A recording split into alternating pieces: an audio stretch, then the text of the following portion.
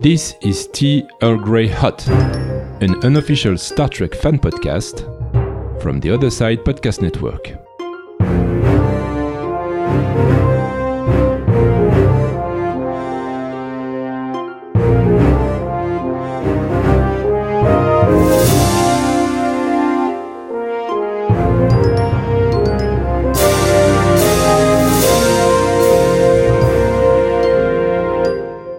Stormfront Part 2.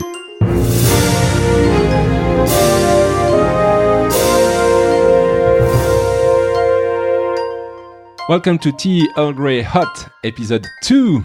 My name is Yannick, I'm the French guy from Switzerland, and joining me tonight, as always, my friend and co-host Dave. Good evening, Dave.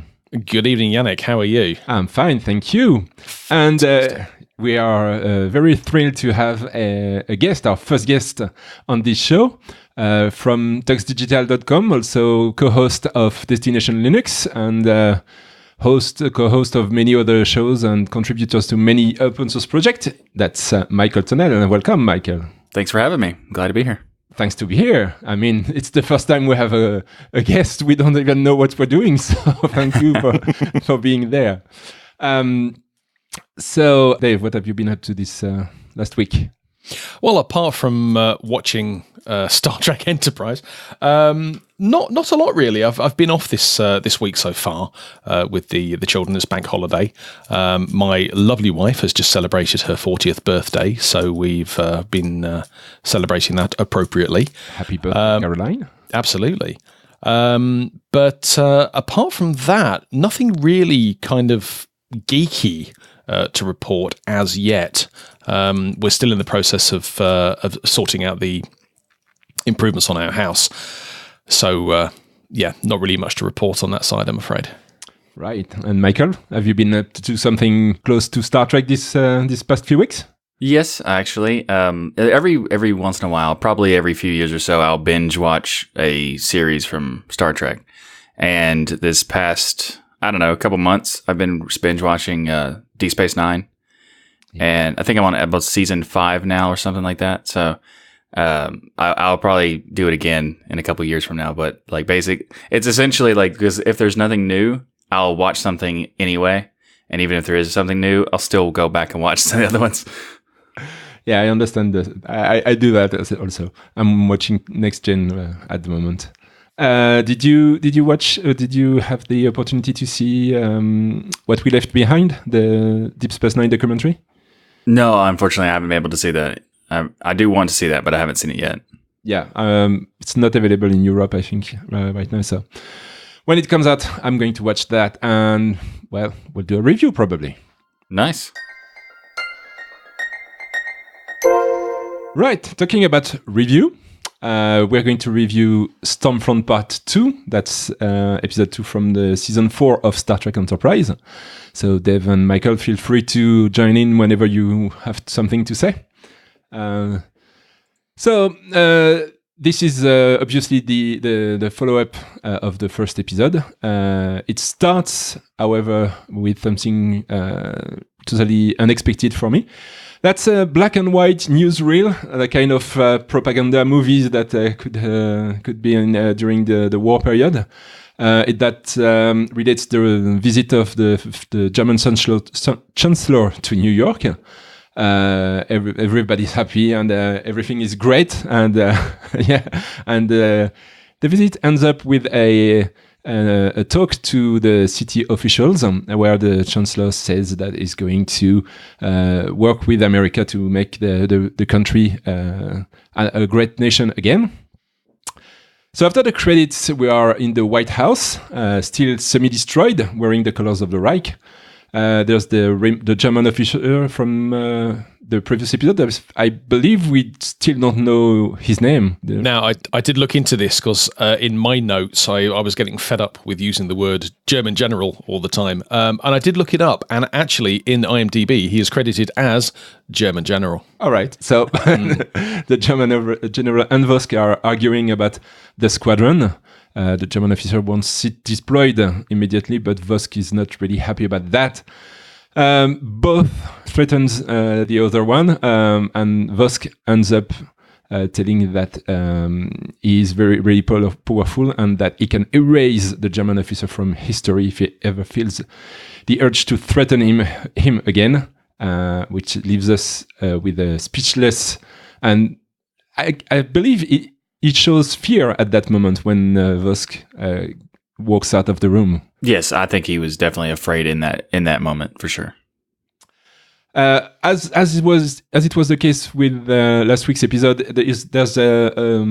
this one goes back and forth between the Enterprise and what's going on Earth. So we're back now on the Enterprise, where Alicia and Archer have a discussion. He tells Alicia that he can send her anywhere in the world, but she chooses to go back to her neighborhood to help other peoples. Archer tells her that Trip and Travis are missing, so she offers to put the word out and try to look at them. Alicia then tells Archer that he could wipe the Germans off the face of the planet with the power of the Enterprise, but of course he refuses, and he said that he's going to do that another way. We're back in Vosk's lab. He and his new lieutenant agree on the fact that the Enterprise crew are not temporal agents. They run another test of the conduit, but once again it fails. Vosk then admits that he doesn't trust the Germans and he's never going to give them any weapon. He doesn't want to give them something that they can use against him. And then he asks that the prisoners get medical attention. The sequence ends with Silic crawling on the ceiling of the cell and falling on Trip's face. So I detected a real change in Vosk's approach of the prisoners at this point, because it seemed to be that he's gone from, wanting to experiment on them and test on them to find out the information he needs to know, whereas now he seems to want to protect them, to preserve them for something, by assigning them back to where they were secured, sending a doctor for them so that they could be looked after. And this seemed like a real change of approach for Vosk. Yeah, even his relationship with the Germans, I think it changed in this episode. On the first episode, it was more, I need them, I need those things. But now there's an urgency, maybe. I think he realized he was losing control of the situation, so that he needed to adjust. Yeah, probably. Yeah. Yeah, but to be fair, if that was the case and he did think he was losing control, then I would have expected his response to have been actually the opposite of wanting to, turn into a nice person. I would expect it to go around and just basically obliterate everything in sight. Well, I think he's also mostly lying. So like he's saying that he has like all this power and he can do all these things, but he needs all this stuff from them to be able to do any of the things that he says he can do. So without that stuff, he really can't. And he's realizing that it's very soon that the Germans are going to be sick of giving him stuff because he's not following through. And he's making adjustments with the prisoners in order to, basically just have a different approach to it, because otherwise it's going to blow up in his face. Yeah. I believe at that point, I'm sure he can't do anything. Except the trying to open the conduit, and then maybe he could do something. But if the German was to capture him right now, we couldn't do anything. Yeah. Well, next we're back on the Enterprise, where Malcolm found out that someone assassinated Lenin in 1916, setting up a chain of events that lead to the current situation.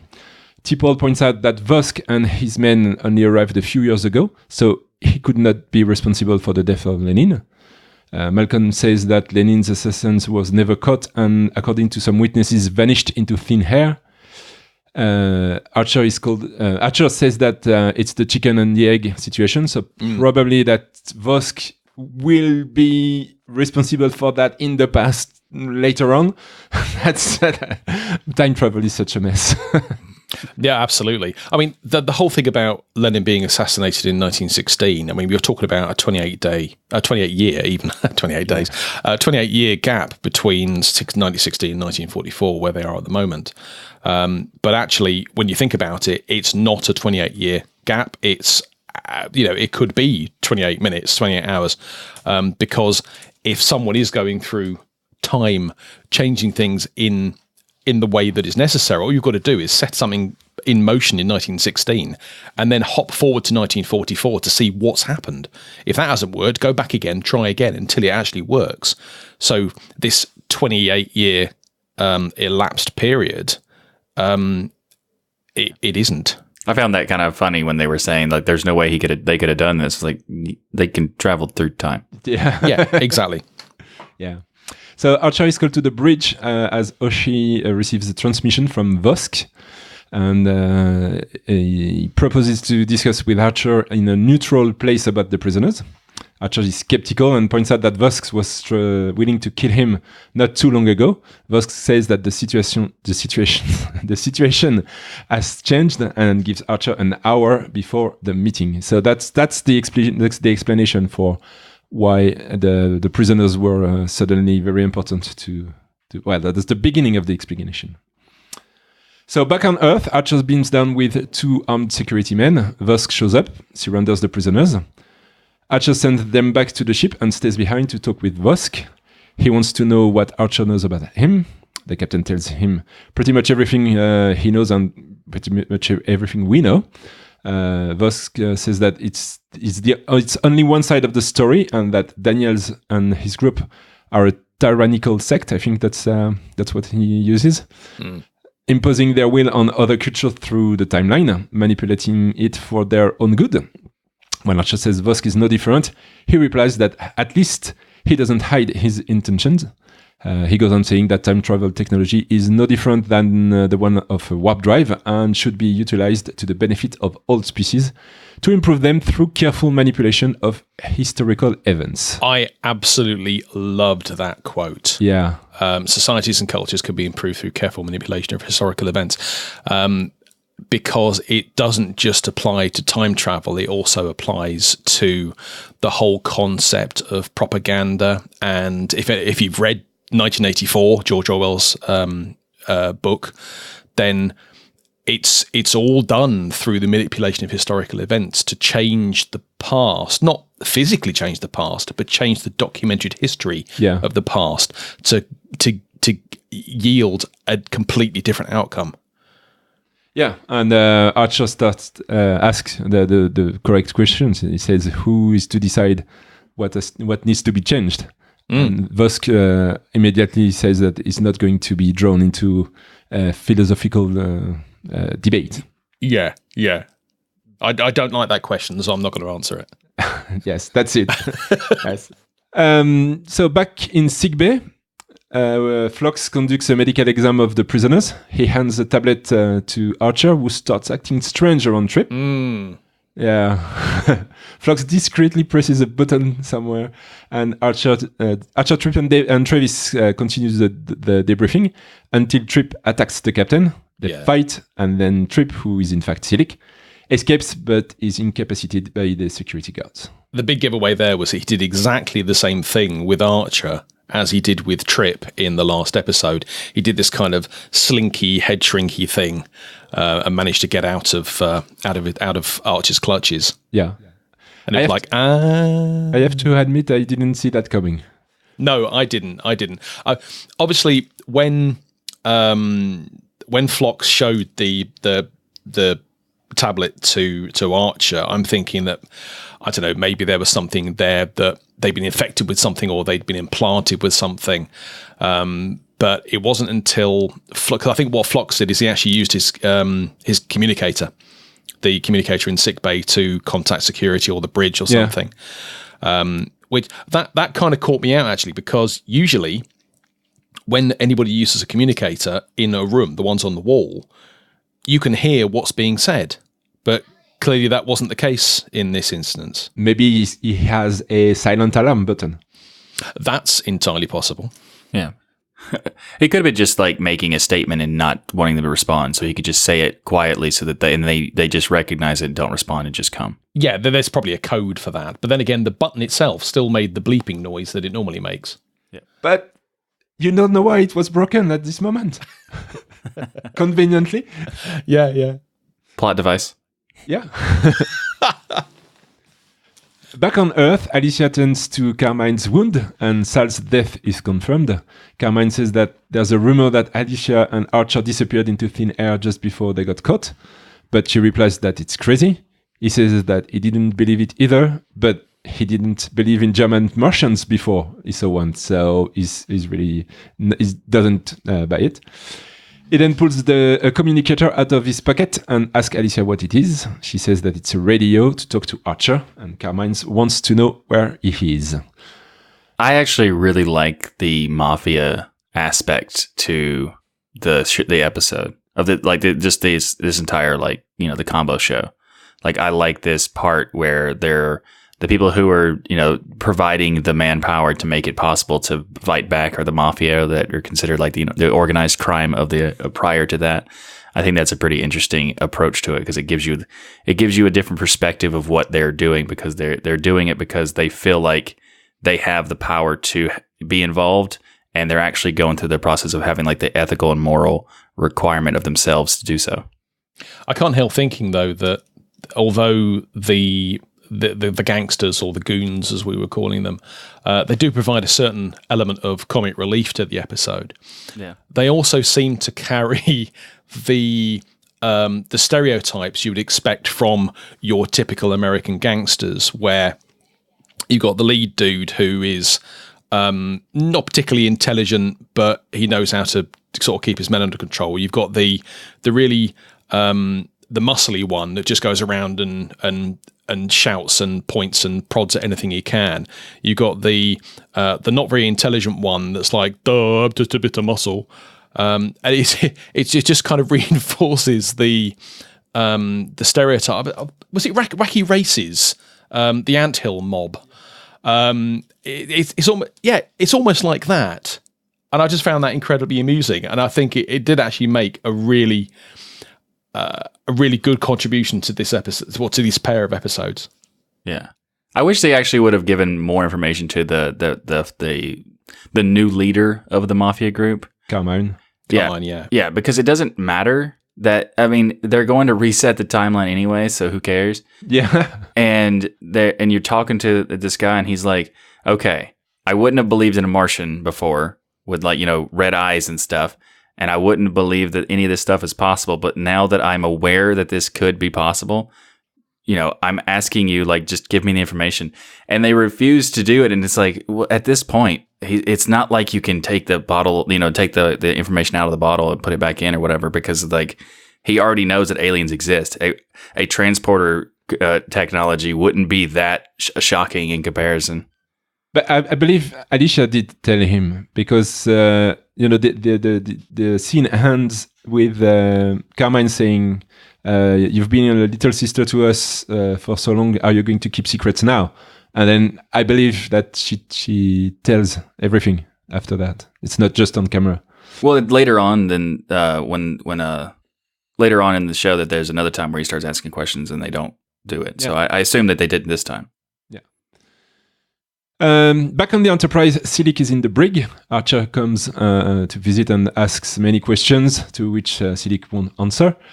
There's a discussion between both of them, and Silik ends up Silik denies everything that Archer says, but he implies that he knows where Trip is. So back on Earth again, Trip is in a small room, probably where Silik hid him. Vosk calls the Enterprise to tell Archer that a large amount of data was stolen.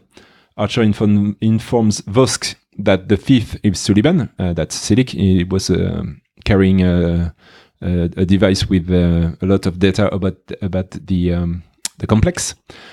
Both parties threaten each other by playing "My gun is bigger than yours." Vosk wants to answer to his proposal, which Archer turns down. Vosk then shots his plasma cannon to the Enterprise. The Enterprise returns fire, but retreats out of range of the plasma cannon. Malcolm informs Archer that the engines are down. Archer asks people to analyze the stolen data to find a way to disable the compound's shields. And then he goes back to the brig to see Silik. He tells him they are both going to get Trip back. Silik accepts, but only because Archer plans on destroying the compound. sorry, just quickly jumping back to the exchange of fire between the Enterprise and the compound. I don't know how I feel about watching what are essentially bullets, large bore bullets being shot from the fighters. You actually saw them going through the bridge. Yeah. Now, I don't know whether that was actually what we were seeing or whether it was some other consequence of being fired at. But it did seem to me as though the bullets were literally going up through the top of the hull, through the bridge, and then back out through the bottom again. Now, clearly their shields aren't working, which kind of makes sense. Yeah. But if that was the case, if there was some kind of technical or a damage-related reason that the shields weren't up, then why then was there not a pressure issue on the hull? I know they were quite close to Earth at this point, but I would have thought that still at the height they were above the Earth's surface, they would have suffered from pressure issues. Yeah, well, there's a tradition in Star Trek that each time a ship gets hit, there's explosions and things falling on the bridge, and it doesn't really make sense. I mean, yeah. Also, when things explode, it doesn't matter because everything's still working, and then they have replacements hit there. Yeah. It's like, I got this now. Shields are down. Well, shields are rarely completely down. They're like 37%. Why? How can an energy shield be 77% down? I don't know. Although, to be fair, they don't have shields yet, do they? It's hull plating. Yes. Yes. Polarize the hull plating, that's right. That's right. Next, T'Pol found a way to disable the shield from inside, so Archer tells her to give them 10 minutes after the shields are down to destroy the complex. T'Pol points out that the targeting arrays are down. Archer tells her that she has to do what she can. Now, dressed as civilians, Archer and Silik beam down. So we're back in Vosk's facility, where the German officer comes bearing direct orders from the Führer to take command of the squadron. Vosk asks for 6 hours to prepare the weapon. Once the German officer has left, Vosk tells his lieutenant to begin preparations for their departure. Meanwhile, Trip manages to escape. There's one point here that I don't know if it's just me, but I don't think that we know what the squadron is at this moment. I don't think it matters. I don't think it's actually relevant to the storyline necessarily. I appreciate that we're in a war setting, so the only thing I can think of is that they're still trying to play out World War II, despite the fact of what we're seeing, what we're observing from our particular viewpoint. Yeah, I think they were implying that the squadron is the aliens and their technology. Oh, okay, right, okay. I misinterpreted that then, if that's the case. I'm not sure if that's what they mean, but it's what it feels like because they're always talking about how, like, Vosk will say something like the squadron's staying with me or something like that. Yeah. Right. Okay. Okay. I believe we see exactly what the squadron is later in the episode. Okay. What I did notice at this point is that the level of frustration that is being displayed by the German general is very much reaching its peak. Yeah. Despite what we know in later scenes, I think he has absolutely reached the end of his limit. And when Vosk asks for 6 hours, he's really pissed off. Yeah, totally. So Archer and Silik, who changed his yellowish skin to an ordinary human one, are walking in the street at night, avoiding being seen. They end up rejoining with Alicia and Carmine. We're back on the Enterprise, where Hoshi and Malcolm detect what could be an ally attack. T'Pol asks for a status report, then learns the engine are only 36% up and still no targeting array. So what's 30% up? I don't know. I don't know. Well, all science fiction does something like that. Yeah. They're saying these things and like, how are you like? What would be 100%? Okay, everything's working, but when is everything working anyway? Never, surely. On Earth, Archer explains to Carmine that the facility is a weapon manufacturer. Carmine is not convinced he should help Archer, but Alicia says that she will and asks Carmine whether or not he wants to help her. So that particular scene, I loved the fact that Silic was struggling with the dialect. And there was a bit of a front off between Carmine and Silic.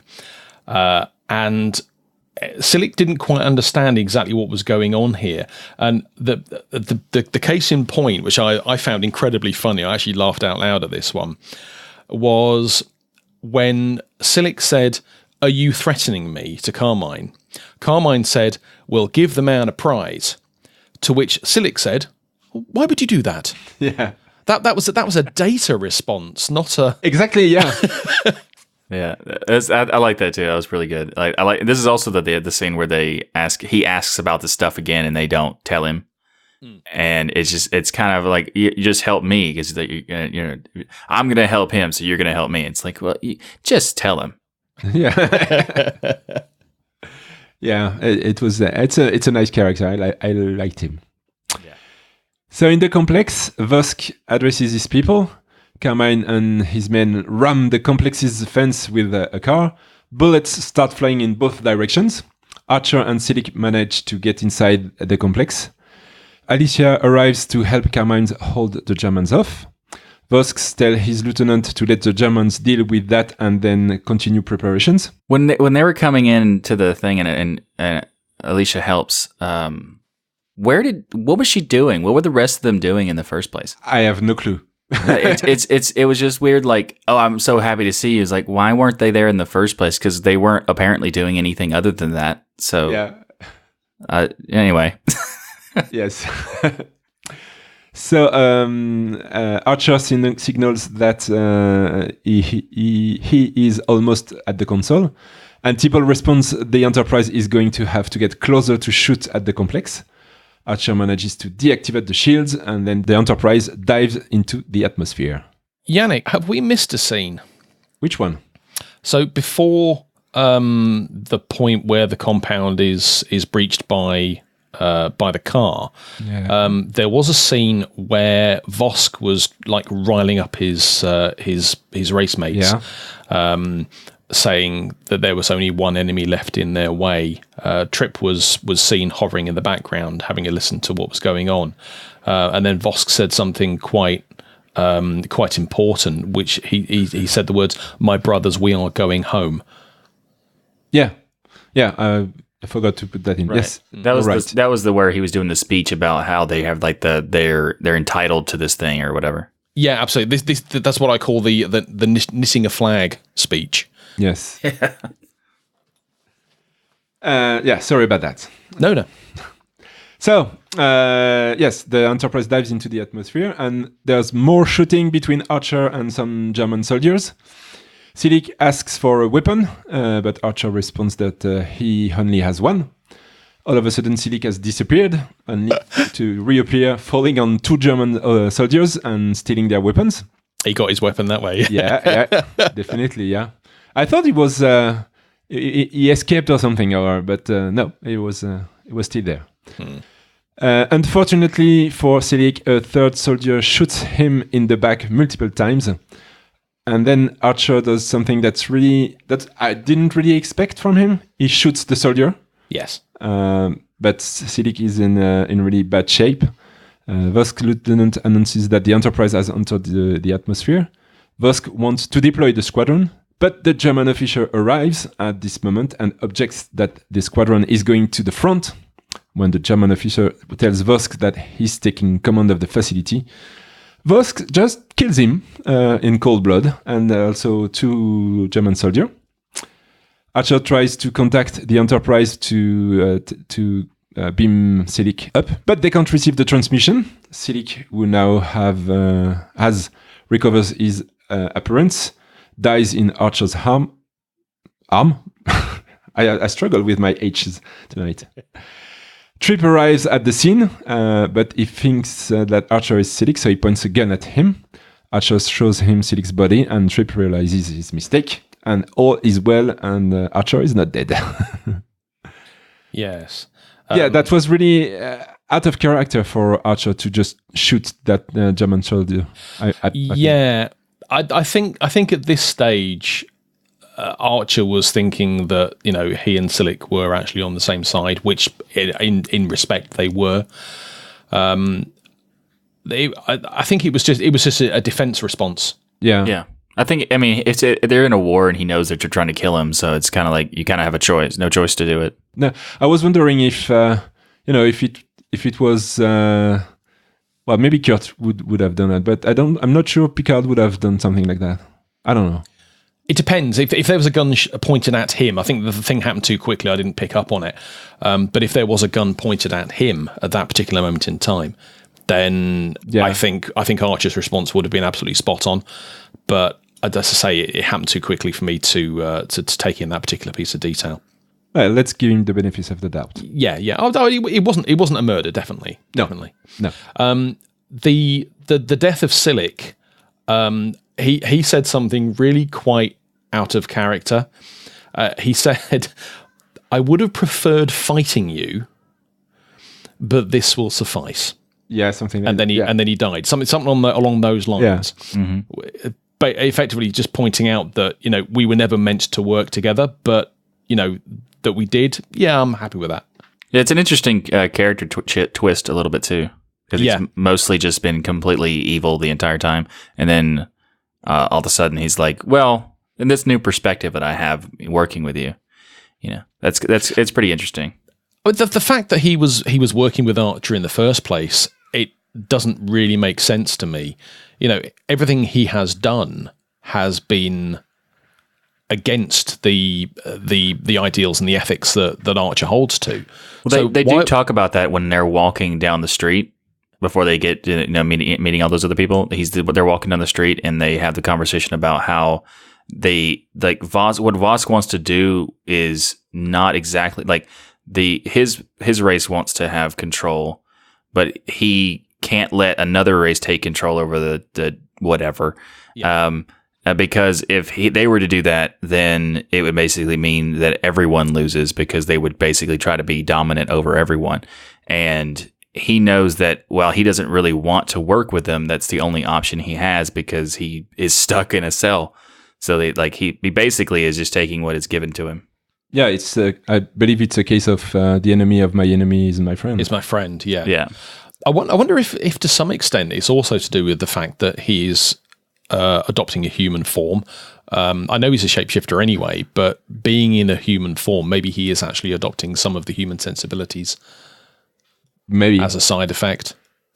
I don't know, but it was nice to see him. Actually, see the actor with his proper face. Yeah. All right. So now the Enterprise is still 100 kilometers away from the complex, but still can't get a lock. So Malcolm switches to visual targeting. Archer rejoins Carmine and Alicia, and they all fall back. Alicia tells Archer to fix everything so she can get her neighborhood back and her husband back. The Enterprise is then attacked by German bombers, and I believe that's the squadron, actually. Malcolm thinks that the Enterprise doesn't have anything to worry about, but in fact, the bombers have been retrofitted with laser cannons, and they are actually making damage to the Enterprise. I think I might have jumped the gun on my comment about the bullets going through that. I think that was this scene, okay. Not the scene before. Okay. Sorry about that. So in that case, the Enterprise is in the atmosphere, so they wouldn't suffer any pressure problem. Archer entered the bridge and asked for photonic torpedoes. So here I have a problem with that. The Enterprise is in the atmosphere, flying at about 200 kilometers per hour. And while they cannot communicate, they were able to beam him on board. So there's something. Well, I'm going to come back on that because I have. They're different frequencies. Let's just play with this. Yeah. Okay. Let's. But so they're different frequencies, and they can lock on Archer to beam him, but they can't lock on the complex to target torpedoes. Anyway. Another frequency problem. Yeah. So inside the facility. Well, remember, there was only 36% ready. Yes, true. Inside the facility, the conduit opens and holds. The Enterprise, now flying over New York and engaged in a battle with the squadron, is about 1 kilometer out. Vosk gets on the platform and enters the conduit. Malcolm shoots at the building, and the Enterprise then flies by. Vosk screams in a very Hollywood-ish, "No!" And then we don't know if he actually dies, but because everything turns. How can I describe that? It's a wibbly wobbly timey wimey, as other time-based BBC dramas. Okay. Describe what they've said. And then there's Daniels, who's not really dead after all, and there's Archer. Daniel says that he did it. Vosk is dead. He never got back to his own timeline. The current timeline is restoring itself. Archer tells Daniel that he doesn't want to deal with him anymore. He just wants to go back home. Daniels disappear and Archer is back on the bridge. On the Enterprise's screen, we can see the Earth. Hoshi picks up multiple signals from Earth and T'Pol detects dozens of ships coming towards them. Archer asks if they look friendly, and the episode ends on a view of the Enterprise surrounded by friendly Terran and Vulcan spaceships. I am so disappointed by that last scene sequence because it just happened so quickly. It's almost as though they thought, okay, we've kind of done it. We've spent 90% of the episode. We've still got the credits to roll yet, so take a bit off of that as well. We've got a little bit of time here. What can we do? Oh, we'll just do a feel good scene at the very end, and it's so disappointing. They did exactly the same at the end of Generations, when the Enterprise saucer landed on that planet beginning with the letter V. I can't remember it now. And at the very end of it, they did this very short feel-good segment, and then it was over. And I was so disappointed that they just, everything's fine, back to normal again. Credits. Yeah. Well, I mean, also, I don't even like the fact that the way they did the ending of that scene was like, hey, there's these ships coming. Why? Yeah. Well, I thought why are those ships coming? Well, you have to remember that the whole third season, the Enterprise was in the Expanse. So they probably think that the Enterprise just got out of the Expanse, because of course they don't have any idea about the timeline and the time travel. Well, I think the speed of what happened is probably the most annoying. I agree. Yeah. But it's because there's a ship that comes out of nowhere seemingly because of the time jump. And then all of a sudden they already have dozens of ships coming after them, and then they realize who it is and they're like, oh, okay. But why would there be that many ships within 5 seconds to greet anyone? Am I right in thinking that during the time they were in the Expanse, they were uncontactable by Starfleet? Not completely, but they had communication issues, but occasionally there was some times. Right, so them appearing out of the Expanse, and we're presuming here that they have actually landed back at the same point in time that they would have been at had they just left the Expanse as normal, and not at some other time. Because I know that if I'm watching a TV program at the moment called Manifest, where an aeroplane went missing for 5.5 years and then suddenly landed as if nothing had changed, and of course 5.5 years has passed. But if the Enterprise had suddenly appeared after however many, we don't know how long, years they'd spent in the Expanse, and then suddenly appeared out the other end of it, then they wouldn't necessarily have a huge number of ships flying towards them, I suppose, welcoming them home necessarily, because they've just been on a mission, same as any other mission. But had they not arrived at the same point they would have been at had they just left the Expanse, it could have been, I don't know, 5 years later. Right. Then what you would have expected is a semi-hostile response because the Enterprise has just come out of nowhere. No one's expecting it. As far as they're concerned, it was missing in action.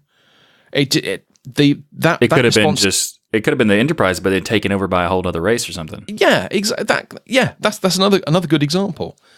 It's all part of the rush thing. It just doesn't seem right to me. Yeah, but there are other things that don't make sense to me for the end of this episode. First off, a ship the size of the Enterprise cannot enter the atmosphere. It would just crumble under its own weight.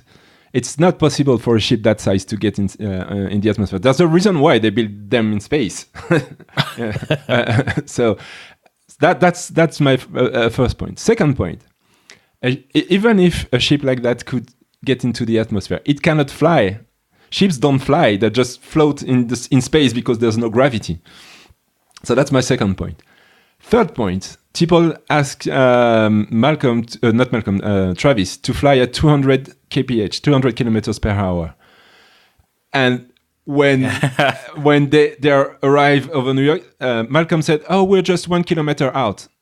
If you're 1 kilometer out flying at 200 kilometers per hour, you better hurry shooting that. You've already gone past it by now. Yeah, you've already crashed into it. Yeah, so that's another point. Another point that I noticed is that the Enterprise looks really small in this scene, where compared to the bombers. I mean, the bridge is not that big, but there's lots of things around that. There's lots of corridors. There's a lot of rooms. There's even you could probably fit 1 or 2 bombers inside the engine room.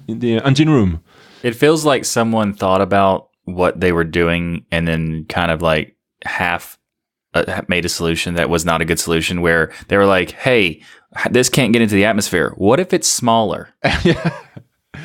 Yeah, and I don't know, maybe it's a side effect of the conduit that, I don't know, but that's I mean, we could also talk about like just the entire concept of the temporal Cold War in the first place. But let's agree on the fact that we don't agree. We don't argue about that. Yeah, I like this episode because it ended that. Yeah, it's like good. Let's just end this. Thank you. Yeah. To come back on what Dave said, the Enterprise just got out of the Expanse, so that's 3 years since the Enterprise left Earth the first time. Mm-hmm. At that time, they didn't have a lot of ships. I mean, except for the Enterprise, I'm not even sure they had any other ship. I think the ships that were there were not Federation. They were like Vulcan ships and stuff. Really? Dorian ships. I don't think they actually had any Earth ships. Yeah. So I hope so, because I mean, Earth didn't have time or resources because the Federation doesn't exist yet. So they're probably still using, there's probably still countries on Earth, and they are using money and things like that. It's not the Federation time where there's the one planet. And I actually had to catch myself from saying Federation ships. I was like, wait, that's not a thing. There was no Federation. Apart from the end of this episode, I liked it. I liked it a lot. It was the going back and forth from the bridge and the Earth going, the switching going faster and faster. It really brought something to the whole story. And I think overall the episode was really good. There were certain things that I'm like, nah, that's weird. Why'd you do that? But for the most part, I think it was a pretty good episode. I think the parts where they're in the 40s and on the streets and having conversations with people in that time period are the most fun. But I think that the whole thing was good, especially with the way they managed the time of when going back and forth from the ship to the Earth, and then when it gets to the end, like you said, it starts getting faster in that pace, so they can show you the urgency of it. I think that's was well done. But I don't like the fact that Silic died. Not because I have cared that he died. That doesn't matter.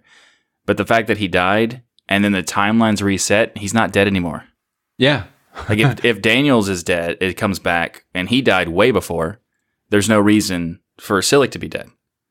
But in if you look at the Wikia or whatever, he does die from that, which makes no sense. Well, it's always a problem with time travel. This thing, it cannot be done right. There's no way. I mean, I don't like the fact that they even did time travel in the first place, but at least attempt to kind of make some things make sense. Of I understand that they're doing hand wavy stuff of the timeline resets itself, however that makes any sense. But if one person's going to come back and randomly appear again, why can't another one do that too? And I understand why Voss can't, because he's standing inside of the conduit or whatever they're supposed to be calling that.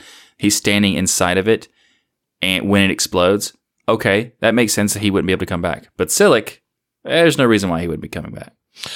I thought from a storytelling perspective, I'm a huge fan of storytelling, and the fact that you really got into the character side of the series. It wasn't just.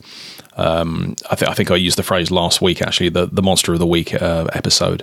It wasn't just about the baddie. It was about the characters, not just the Enterprise characters, as well as characters that are specific to this pair of episodes. But I think that the storytelling was pretty much spot on. Yeah, I like how they kind of. The first episode, they were just you had two bad guys. They were teaming up, and this one they kind of showing how they were setting the stage for the eventual falling out of that.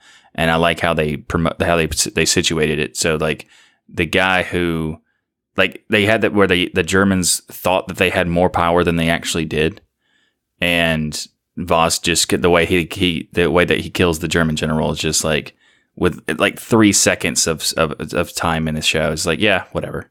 Yeah. Right. So that ends the review for Star Trek Enterprise Stormfront Part 2.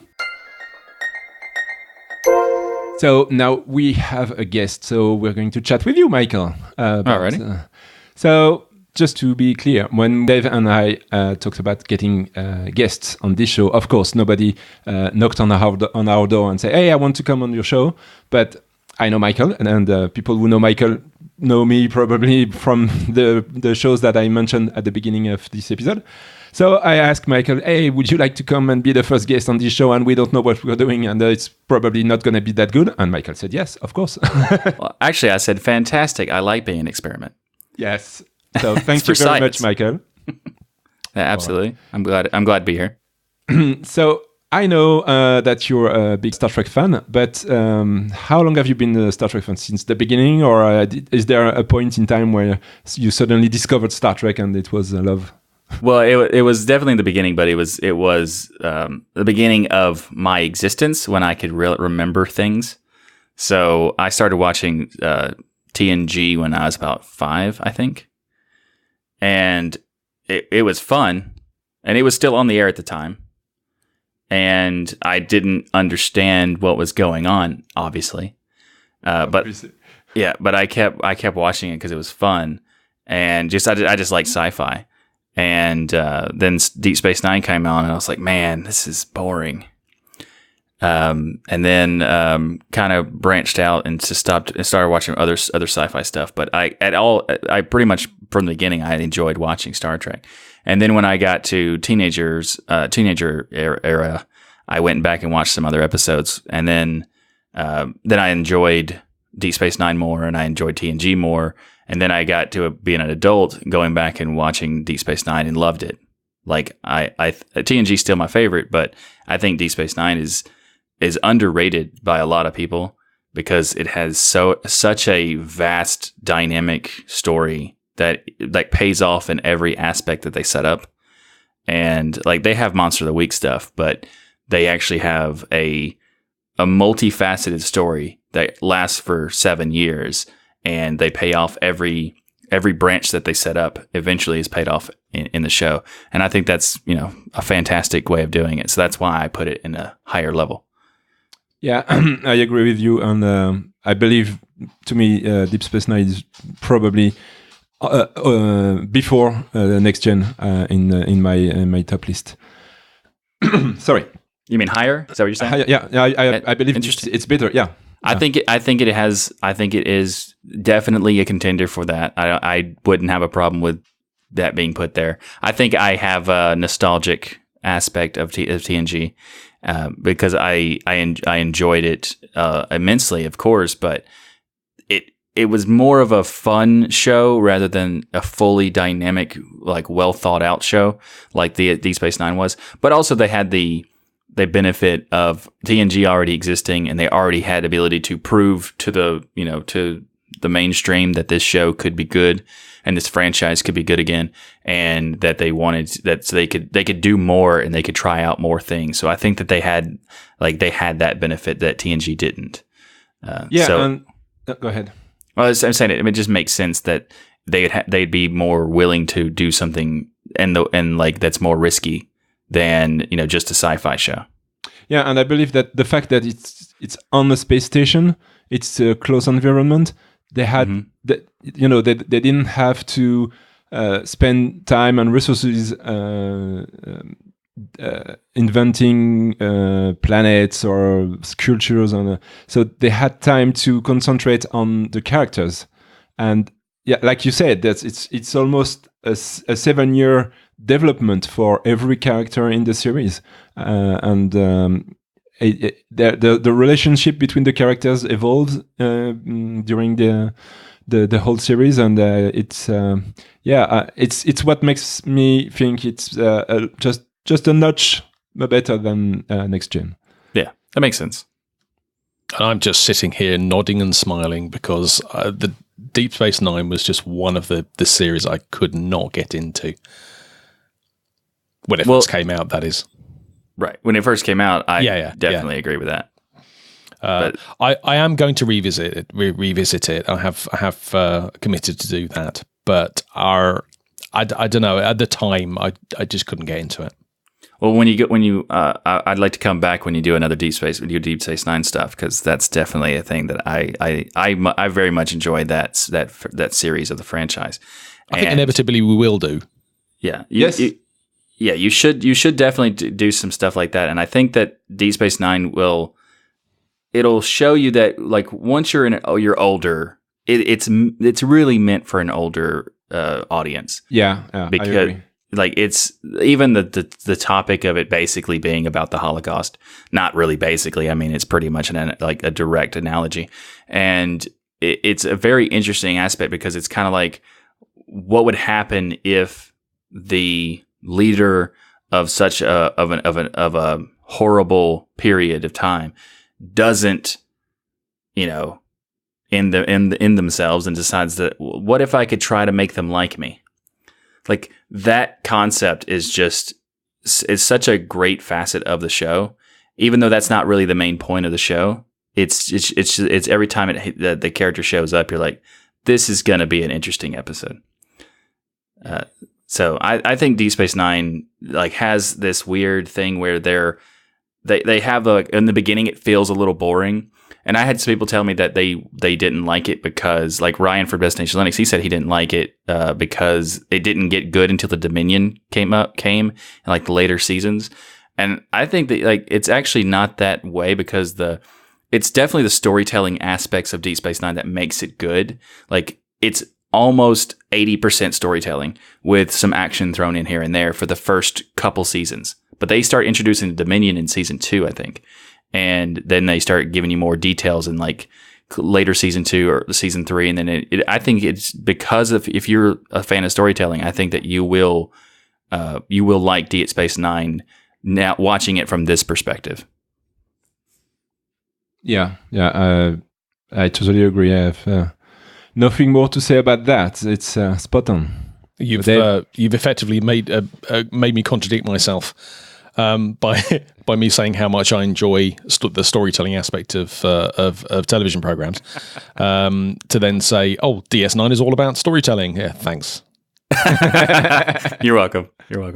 Now, really, you should. Yeah, I agree that the pilot was maybe not the best pilot in the Star Trek series. But wasn't the worst for sure. Yeah. I believe Encounter at Farpoint. I watch, well, every time I watch it, I say, I have to go through this again.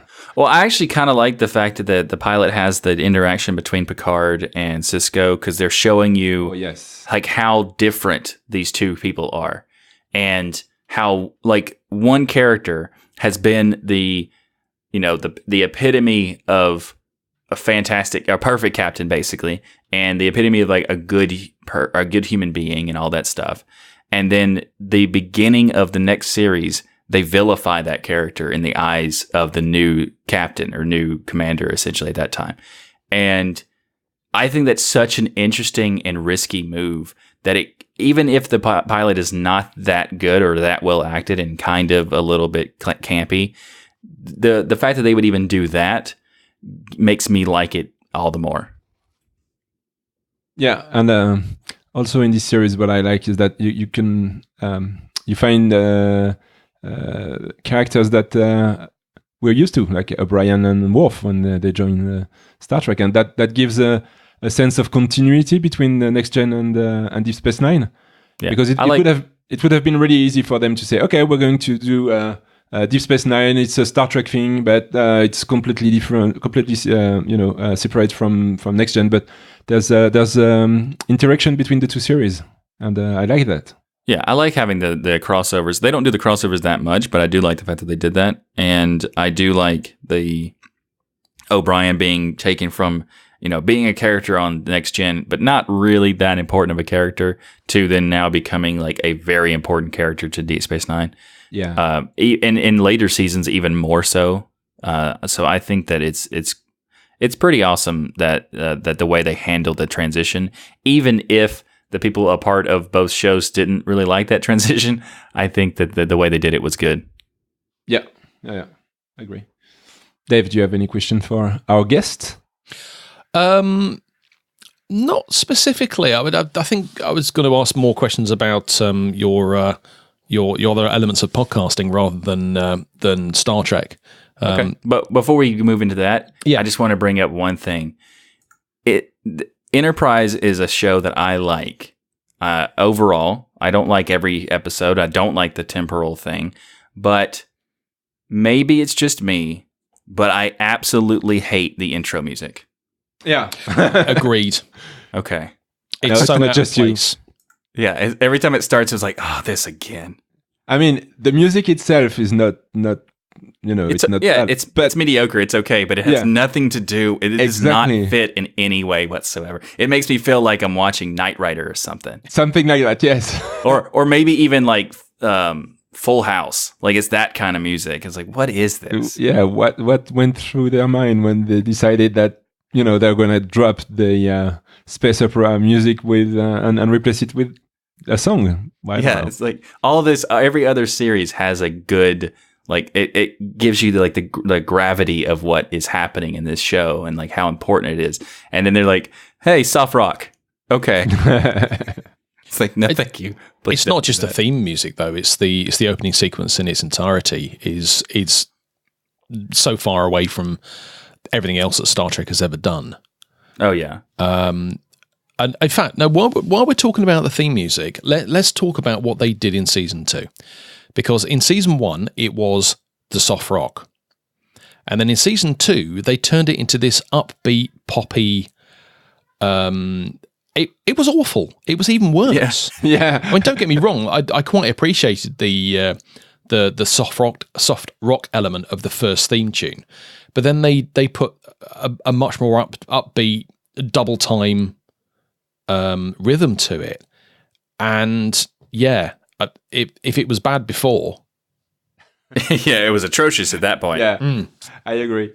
Yeah, but it's not even that it didn't. It's that it didn't. It's the fact that it didn't fit so much, and that they didn't, and the fact that the fans were so adamant, like stop it. They had plenty of time in future seasons to just go back to the space opera aspect, and they never thought like, well, this is not important enough. Like every single time like when I was watching on TV, I would actually sometimes consider like 50-50 whether I would turn off the channel or change the channel just because that music is playing and doesn't even like they don't even understand their own series kind of thing.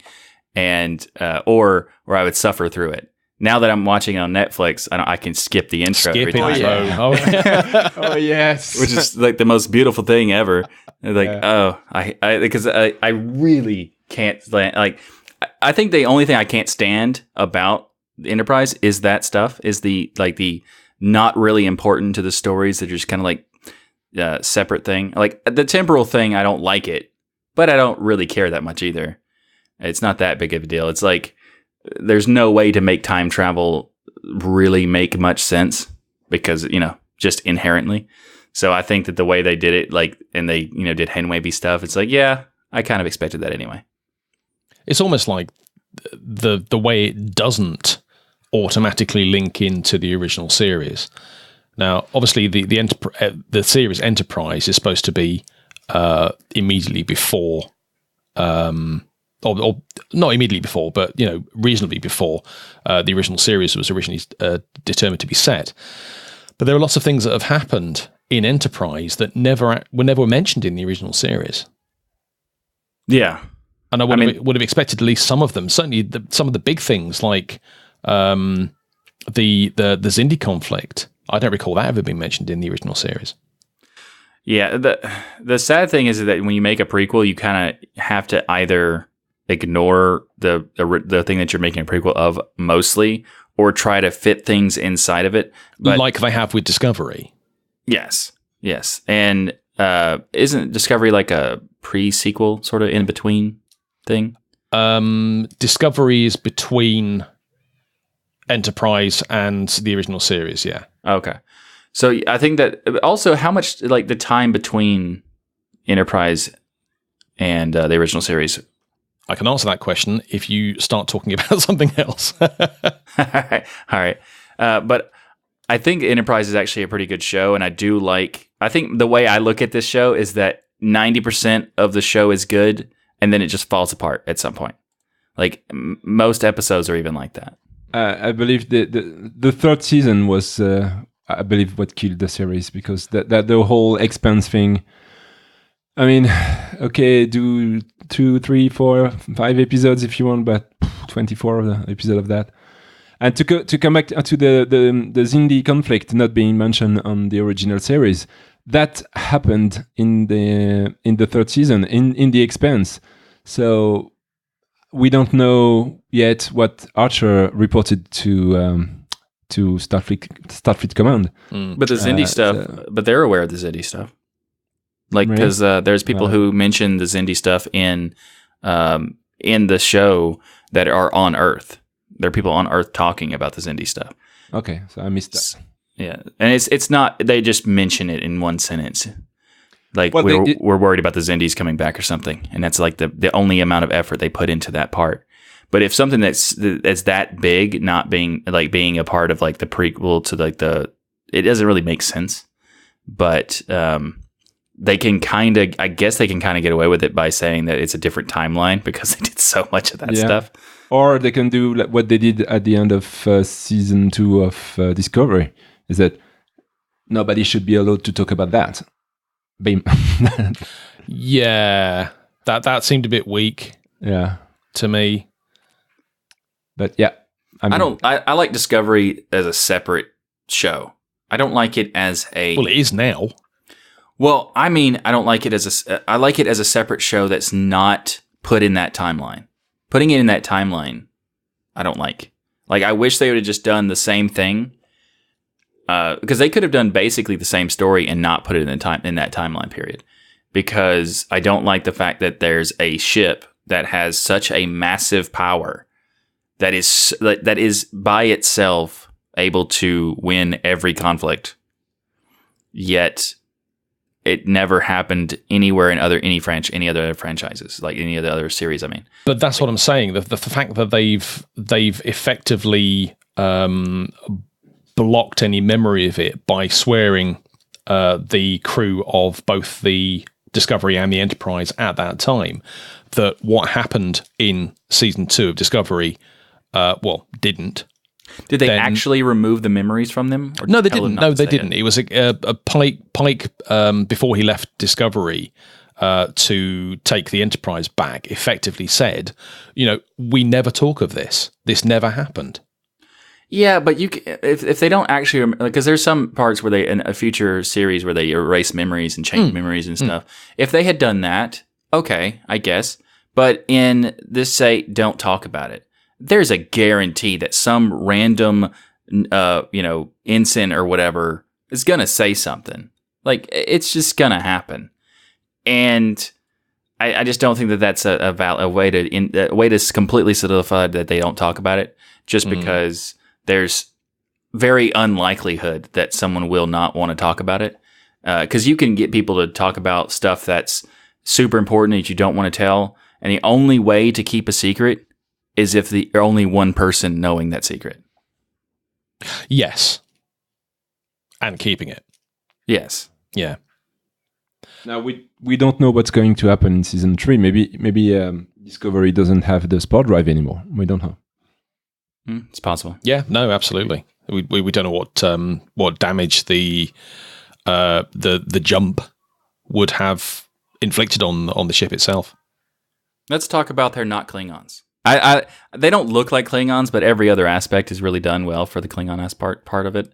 I don't like the fact that they don't look like Klingons at all, and it's weird. Well, it's a prequel. It doesn't make sense. Like it makes sense. Like they explain why the ridges were created to the Klingons, but when the original series didn't have the ridges, but it seems weirder that that's in between the two.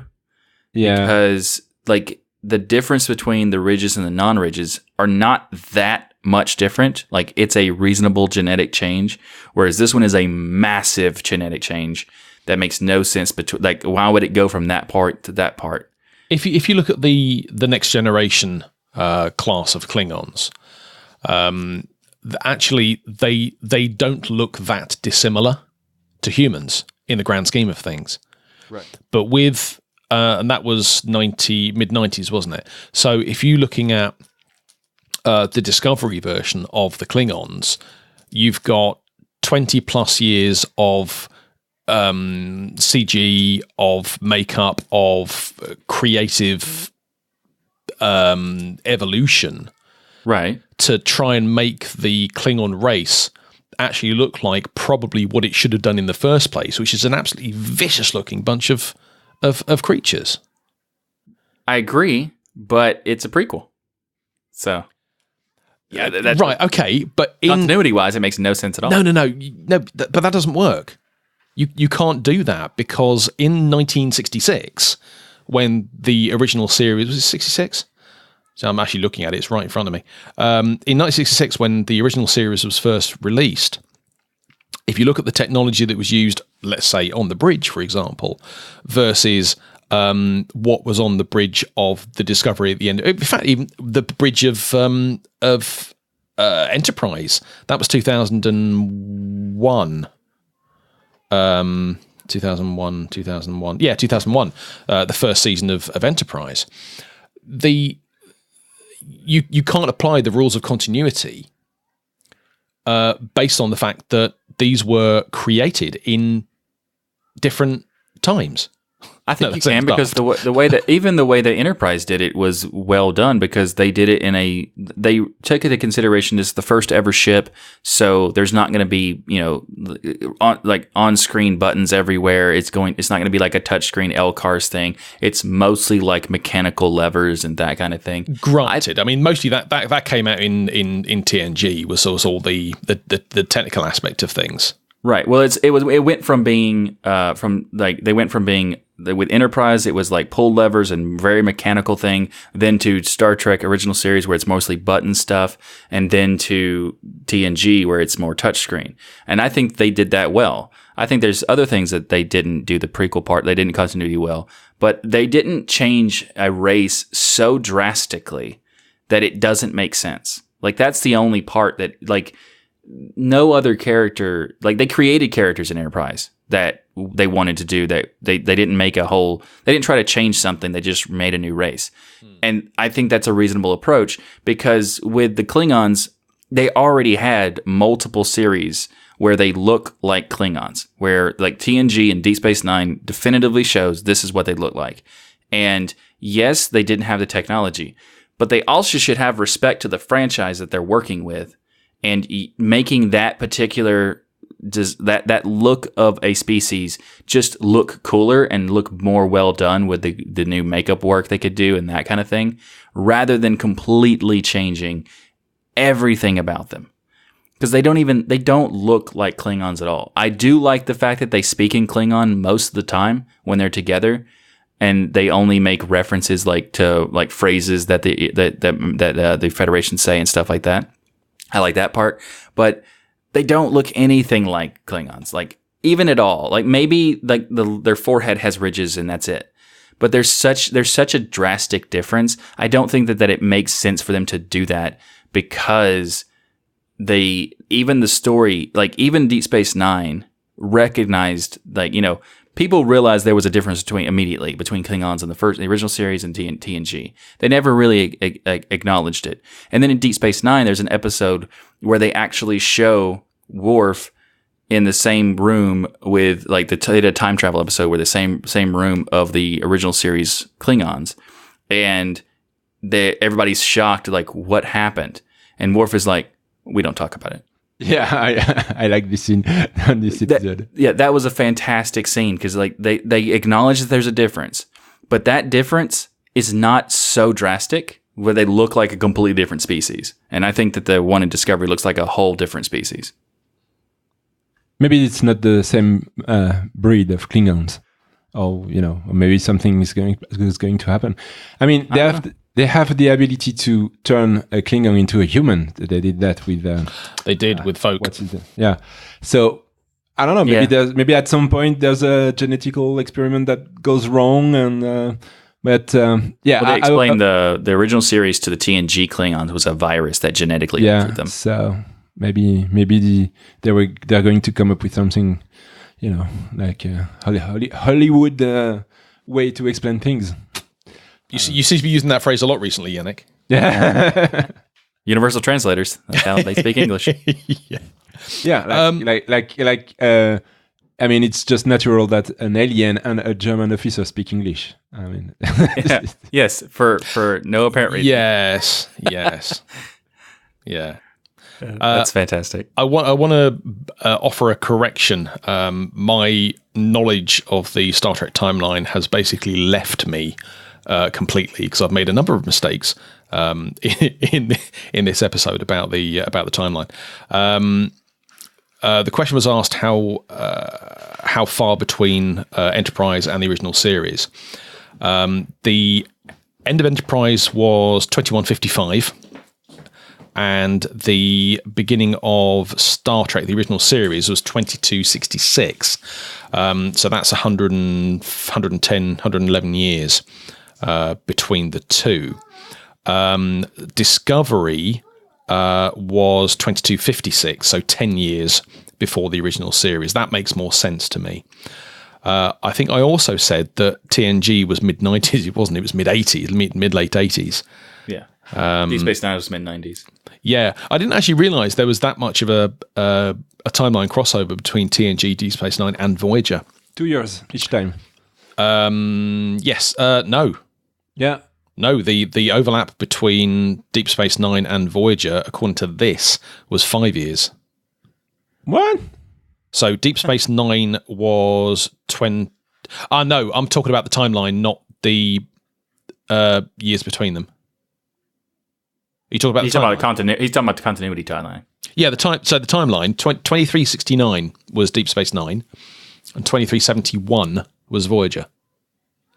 So 2 years later, and the timelines operated in parallel. I was convinced that the Voyager started at the beginning of season 5 of Deep Space Nine. It says here season 3. Okay. And it looks like they didn't just mimic the universe timeline. They also came out in the same year. Yes. That does explain a lot, because they were pushing Voyager so much. They wanted to have another, like, season 3. So they had 2 seasons where people were like, "Oh, Deep Space Nine is not doing anything because they're in a space station. So we got to make a new show that has a ship that's going out and doing things and all this other stuff." And I think they pushed it out too quickly, and that's why Voyager's terrible. Yeah, they pushed it so quickly that they didn't think about. They had no plot idea whatsoever. every episode, they changed her hair. That's ridiculous. I mean, actually, kind of funny because they changed Kira's hair from this first episode of Deep Space Nine to the second episode, and when I went back and watched it, this recent time, I was like, I don't remember her hair being that awful. And then the next episode comes like, oh, okay, they did it really quickly. That makes sense. But the Voyager makes sense because they did it so quickly. They just didn't have a plot. They didn't have characters developed. They didn't have a story. They didn't have writers. That makes sense now. Yeah. So send the ship far away so it doesn't interact with the other series, and we're good. Yeah. And also that we don't have to worry about whether or not the characters make any sense and have any, like, they did have one character that did come from TNG, sort of. I mean, not counting Barclay. I'm talking about a main character that came from TNG, sort of. Like, not really, but kinda. Because Tom Paris was in a training academy training thing with Wesley Crusher. Oh, not the same character, not the same actor or anything, but like just the character itself was in that. And then all of a sudden they kind of were like, oh, okay, I kind of get there's a little bit of a connection, but you know, they found the most obscure connection they possibly could have, and that's what they chose. Yeah, and once again, the pilot of Voyager was really something you had to endure. No. Voyager itself is something you had to endure. Yeah. Like just every single episode is like just painful. Like they created 2 characters that anybody should care about, and that's the Doctor and 7 of 9. Beyond that, it's like, we could go into a huge tangent about how awful Voyager is, but I don't want to give that an extra hour. We might have to invite him back, Yannick. Yes. Michael, you already said you want to come back for Deep Space Nine, but you will come back also for Voyager.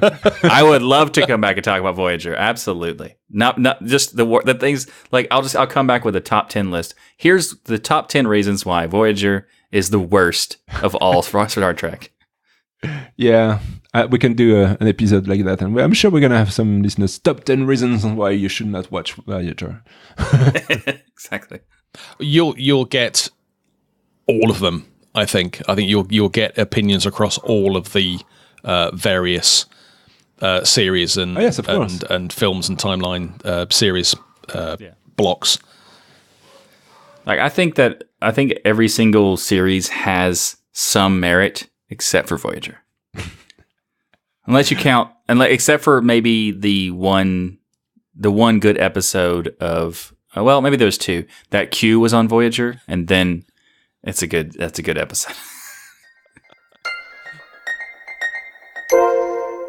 Hi, Dave. You had some question for Michael. I was just going to ask some fairly mundane and boring questions about your podcasting history. Yannick's already mentioned that you do 2 main podcasts, Tux Digital and Destination Linux. When was your first foray into podcasting? What was the first thing you did? Technically, as far as being hosting, that it was This Week in Linux was the first thing I did on Tux Digital, and that was 2 years ago, I think. The first time I got into podcasting at all was 2012, I think. Might have been 2011. I'm not sure. One of the two. I started being a producer for the Linux Action Show and Linux Unplugged on Jupiter Broadcasting Network. Mm-hmm. Oh, right. Okay. That's when I started doing podcasting stuff and when I started getting interested in it. And eventually I decided to branch off and make my own content that wouldn't really fit with the JB network. So I created Tux Digital and then created the This Week in Linux podcast. And from there, I joined the Destination Linux podcast. They just asked me to do it. And I was like, you know what? Sure, why not? You can never have too many podcasts. That's not true. You can totally have too many. And then I started guest hosting on other podcasts like Floss Weekly on the Twit Network. I occasionally guest host there. And I started doing as many guest spots as possible on any podcast that would have me. Because I just enjoy podcasts, especially when it's topics that I'm a fan of, like Linux or Star Trek. So I'm happy to be here as for that. And anytime you'd want me to come back, I would love to. We will ask you back. When you were with Jupiter Broadcasting, was that just as a producer? Mostly, yes. I did producing and at sysadmin stuff, that kind of thing. But I didn't do any hosting on any of the JB Network stuff. That's why a lot of people. I mean, technically, I was a part of the Linux Unplugged show occasionally, where I would talk, but I was never a host of any of the shows. So people never I was never on the Linux Action Show, so people wouldn't see what I looked like. So when I started doing podcasting on my own, there was no transition from people knowing me on this other thing into the other thing. I had to build everything from scratch, and occasionally people would comment on my videos, say, "Your voice sounds familiar. Have you ever been on Unplugged?" Gotcha. Yeah, so that kind of thing happens, but that's a very rare thing. Right. Just a cheeky question, really. Is This Week in Linux anything to do with Twit?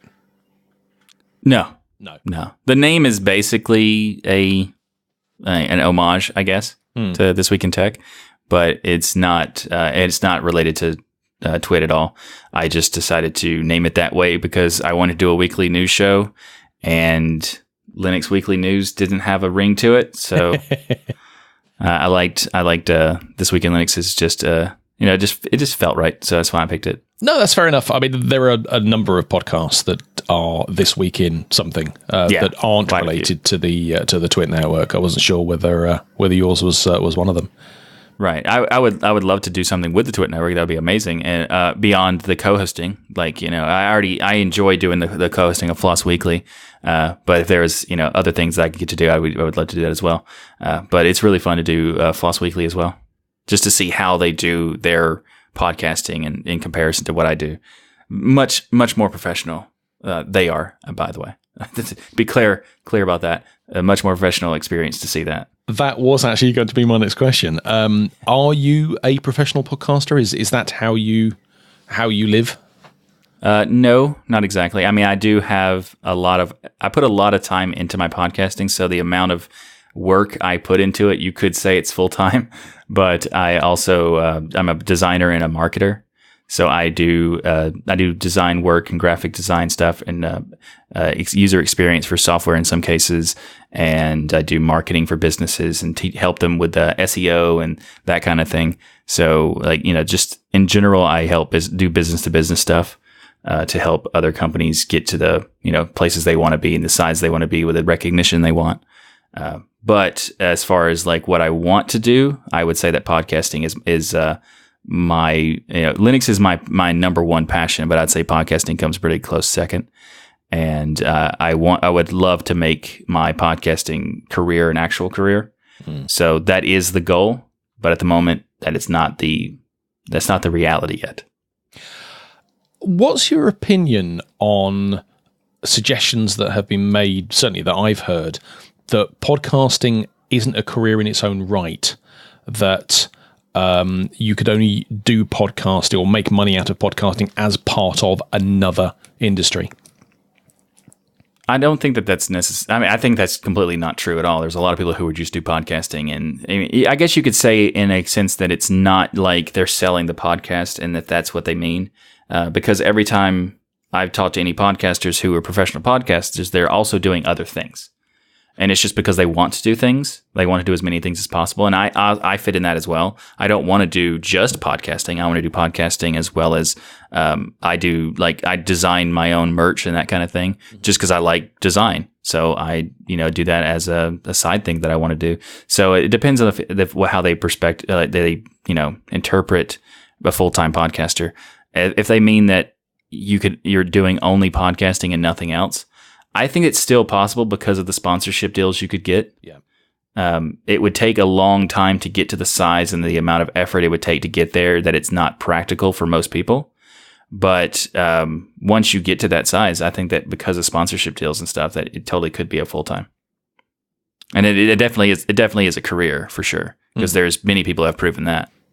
Yeah, well, there's one person in my mind particularly that's gone full time in podcasting.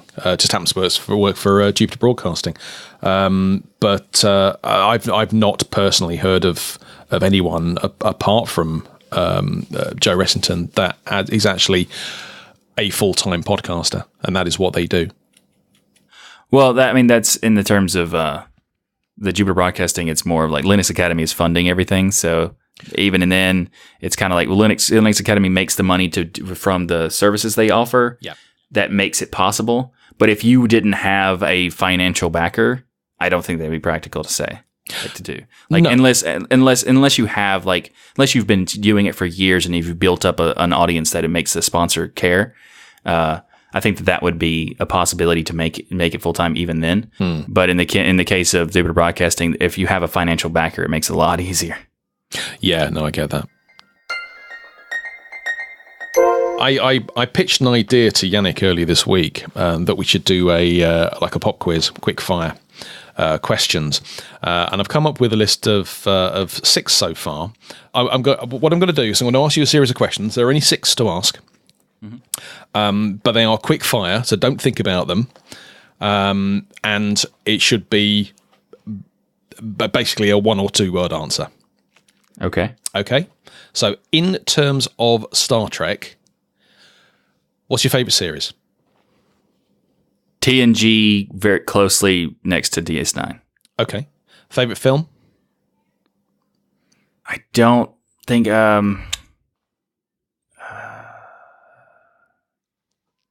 can't remember the name. I'd say probably Wrath of Khan, because I was gonna say maybe the I can't remember the name. It was like the Returned Country, something. I don't know. The Undiscovered Country. Yeah. The one with David Warner and Christopher Plummer. Yeah, I'd say that's probably number 2. Okay. Favorite ship? I can just cheat and say Enterprise because that covers something. Which one? Oh, dang it. I think the most. Well, actually, you could say does it count because you can't even say the original series unless you're talking about the TV show versus the movie, because they have 2 entirely different enterprises. Yeah, themselves. It was the Enterprise and the Enterprise Alpha, wasn't it? Yeah, so I don't know.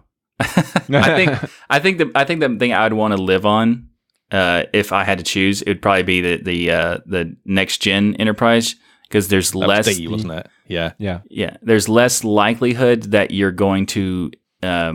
Like if you were just a citizen and you didn't actually be a part of Federation, that'd be more enjoyable because you have the hollow the hollow, what are they? Holodeck. Okay, I always say hollow suite because of the DS9 thing. Yeah. But I think that's more likely because also that if you're not, and even if you worked for Picard, you're less likely to die just because of the color of your shirt. So. Oh, excellent. I would have said that my favorite ship was the Orville, but I might get kicked off here. I do like the Orville. I actually do like that show. We should talk about that in another episode, because I think it really is a good series. For sure. Right, favorite captain. Actually, it's Picard is my favorite captain in this. Well, no, I'm gonna go Cisco. I think he's my favorite captain just because he's more realistic. But I think TNG Picard is the better captain. I just think Cisco is more real, so I'd go with him. Okay. Favorite character.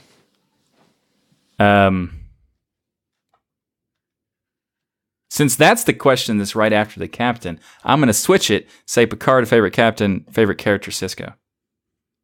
Just because I think his development is so interesting that he has especially the fact that he goes from being like the commander and then the captain, and then goes into the situation where he does things that are not representative of a captain, but then you agree with the fact that he's doing it because he has to, and he's willing to take that just make that hard decision to do so. I like that. And final one, favorite storyline. Now, this can be an arc, it could be an episode, or it could be a segment taken from a film. Oh, okay. Naturally, it's when Voyager goes warp 10, they turn lizards. That's definitely not true. That's the best example of why that show's awful. But the I guess my favorite storyline is just essentially the. Can I have two? Yeah. Two? Okay. The first one would be Q is my favorite. Has this favorite storylines because he has all these different intermixing storylines that I'm very tempted to call him my favorite character too, but he doesn't have that much impact on the franchise, even though he does, have a ton of impact. I think that most of the stories with him, but my favorite story with him would be him turning human and having to experience the part of being human, and then connect that with the overall story of DS9 with the Dominion and everything. Because I think that's because DS9's story is so vast, it's hard to pick individual pieces. So I would go with I would cheat and just say the whole thing. I suppose we can allow that. It's an arc, isn't it? Yeah, it is an arc. 7-year-long arc, but it's an arc. But I did say one. I did get one episode, so the Q human thing. So at least I didn't cop out completely. I did completely. I chose a whole series and two different ones. So excellent, Yannick. Have you got any more questions to ask off the back of that? I would imagine this list will start to grow over time, but I think 6 questions is a good number. Yeah. So, here's one for you guys. A favorite villain of Star Trek? Oh. Wow. I was gonna say Q because it's not really enjoyable at the beginning, but it's one that you love to hate. Yeah, and he's not really even a villain. He's kind of like he's an anti-hero sort of. Yeah, so he just likes to play with people. he's like these little toys. Yeah, I'm gonna go with Q. Okay. I am going to go. I'm going to get laughed at this, I'm sure, but I'm going to go with Soren. Interesting. From Generations. Mm-hmm. Okay. I just think as a character, and obviously as a villain, he was very calculating. His intent was absolute, but his motives, they kind of made sense. He didn't actually set out to be. To kill loads of people. His intent was pure, but very, very, very selfish. But I thought as a character, he had a lot of character. Interesting. In terms of character, I'd probably go with probably Khan, and then in terms of like a group villain, I was gonna say the Dominion, but it has to be the Borg. Oh yeah. How about this? The Borg before Voyager, because I think the Voyager just ruined the Borg. They didn't really ruin it, but they used them so much that they became like kind of irrelevant. Like if you take the Wolf 359 scenario where there's like 5 ships against 1 cube, and the cube destroys mostly everything, and it takes all the effort of the Federation to fight them. And then the Voyager destroys 4? No. But I'll say that for the next time we talk about Voyager. Yeah. And I guess we can add a 7th question to our list then.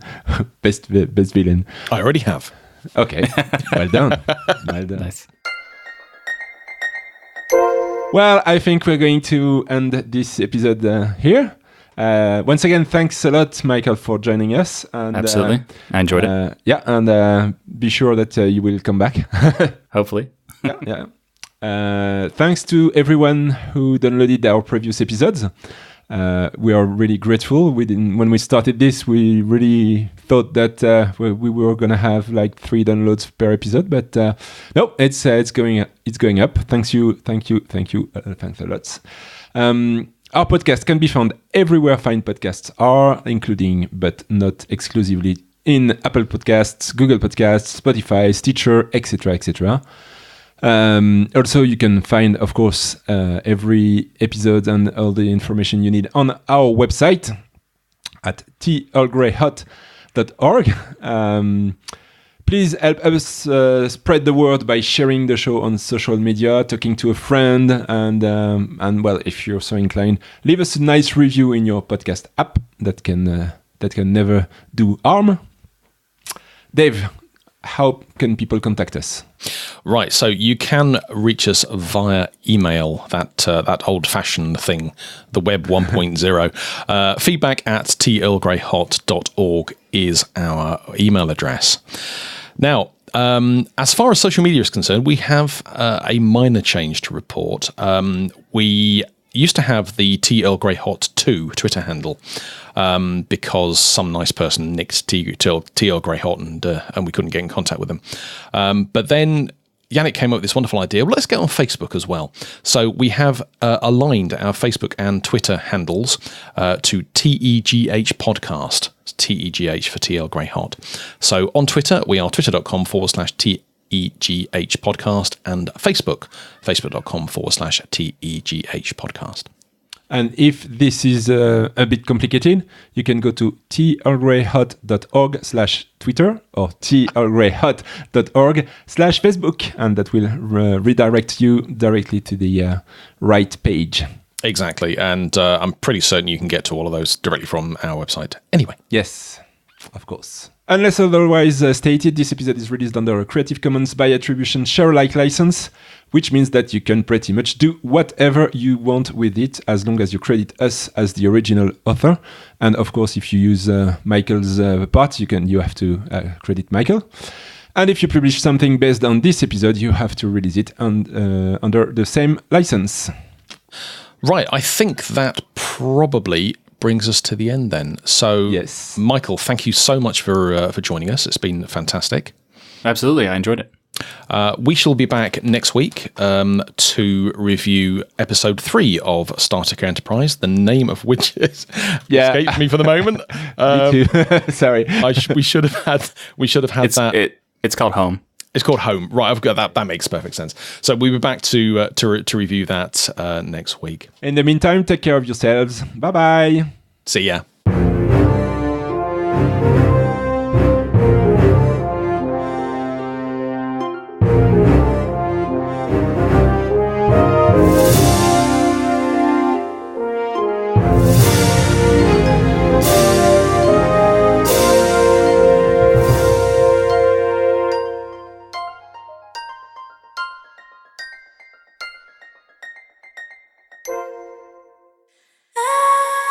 You were listening to a member of the Other Side Podcast Network.